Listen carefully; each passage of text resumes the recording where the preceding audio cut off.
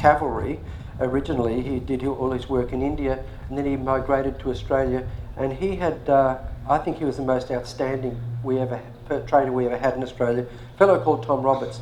And he used to say to his pupils, which for me was quite resounding, he used to say, when you sit on a pin, why do you get off?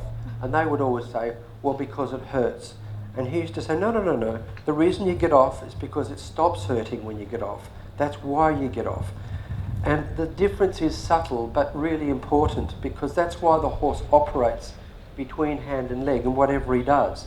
You know, sometimes we might think he does it because he likes us a lot, like he's a willing to please animal, but that's really contentious. We can't prove that, and we don't know that, and there's a lot of evidence to suggest it probably isn't like that. He suits himself, but he's in a position where we're leading him. He can't get away. If he does, we go whoop, we can control him, and we can set about starting to achieve control.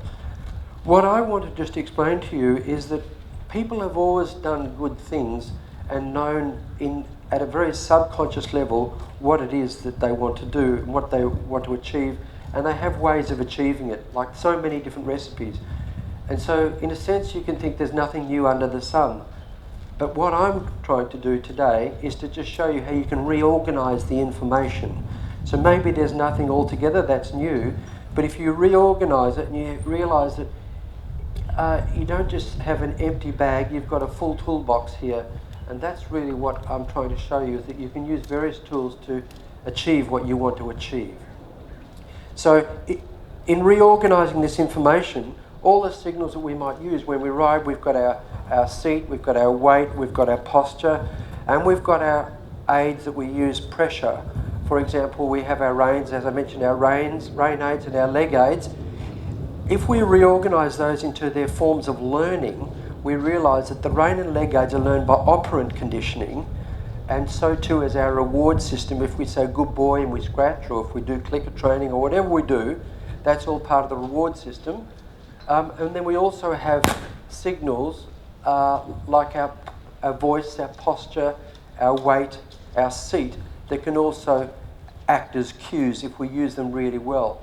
Now that is really a lifelong journey, using our body really well. But what I want to show you is just, if we just understand how we use our pressure cues, not only can we train the horse well and do everything we want, but we can also solve problems. Because if you think about it, reins and legs work because they hurt, right? And they really can hurt. And the more you pull on the reins, the more it does hurt. The horse doesn't scream and yell and tell us that hurts, but he does react mostly, and his reaction guides us. So we try to shrink our pressure that we use to get the good response more and more and more, so that it becomes really invisible.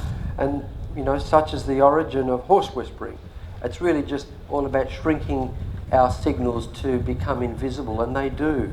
And when the horse doesn't react from an invisible signal, well, we might ramp it up and remind him, and then go back to the invisible signal again. So to prioritize all of that, our basic signals are that we train the horse from, in terms of pressure and release. We use our reins for slowing, for going down the gait, and for shortening the stride. And they're the three elements of the stop button. From our legs point of view, we train the horse to go up the gate, to go faster with his legs, and to go longer. And they're the three basics from the go button point of view. From our reins, we also can turn the horse, and that's our basic turn signal. We can open our rein as a direct turn, and we can close our rein as an indirect turn.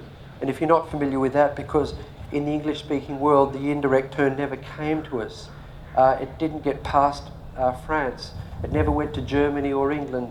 It went to England a little bit with the cavalry, but then died with the English cavalry at Weedon. They used it very clearly, but it never went to English riding culture. But it certainly remains strong in France and Italy and Spain and Portugal, this indirect turn. And it's a very powerful turn. It's a useful turn in so many ways, and it's also a missing link in our dressage toolbox, because when we suddenly add it, we find a whole lot of things are a lot easier to do. And then the last thing is just from our leg aid, we can slide our leg back and we can get a sideways movement of the hindquarters. So they're all the basics. That basically covers all the movements we ever need in all horse sports. When we do those wrongly, and how we do them wrong is if the pressure never goes away, we inadvertently pull the pressure on and release it for the wrong response, or we ask the horse two signals at one moment. You know, we've got hand and leg on together, both pressuring at the same time, then the horse is going to be confused, and that can cause behaviour problems, and then we have to set about fixing them. And so this is a really important aspect because, you know, often we always look at the horse and say the horse has a problem. You know, our industry is full of that knowledge. You know, we have the term resistances and evasions because they're all about the horse. But we don't really have much terminology for stupid things that people do. So this is what I'm here for, is to show you that when we turn the mirror on ourselves, it's a really gratifying experience because it's very levelling, but it also helps you a lot as a trainer. There's so many possibilities when you start to see, you know, what we do and how we can do it better. So that's the main thrust of my talk. Now, I'm due to start. I'm due to start in 10 minutes. I think that's right, isn't it? According to the timetable, still the same as one emailed to me. I'm presuming there's no dissent, so I presume that's true. Yep. So what? Just for the rider, it's Bridget, isn't it? Is it Bridget? Yeah. Yeah. So just remember, I've still got 10 minutes to go, so don't get him too tired. So what I also want to explain about these aids is that one thing that maybe we don't think of enough is, does the horse find it easy to discriminate what we want? You know, is the question easy for him? And so what we've got to think of is, you know, when we do want the horse to stop, and we say if we train him by closing our fingers on the reins, I'm also acknowledging we would use our seat, because we would anyway, and it's impossible to use your reins without your seat anyway, because you're not hovering in midair, you're sitting on his back.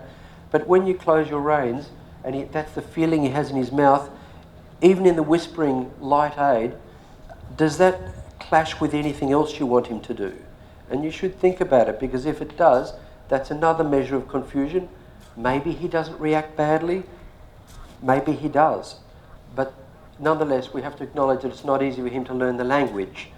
When we close our fingers for slowing, is that different again?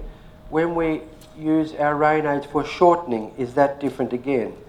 When we use our legs for go, up the gate, you know, and faster and longer, are they different? When we use our single leg, our go button of our single leg, does that clash with anything? And you'll find in most people's repertoire it does, and we learn it really early in life in our equestrian learning that, you know, that's also, we bend him there, we make him go, and then we wonder why he doesn't go so well. And people often turn horses with their legs, and I'm really here to say, if you just make it much more simple for your horse, you've got to remember he's got the brain the size of a mandarin, it's not big, and he doesn't have any prefrontal cortex like you, so he's not constantly trying to reason this out. He's just simply reacting according to stored information, and he's got an amazing memory and a whole lot of stored information that he's learned in his life.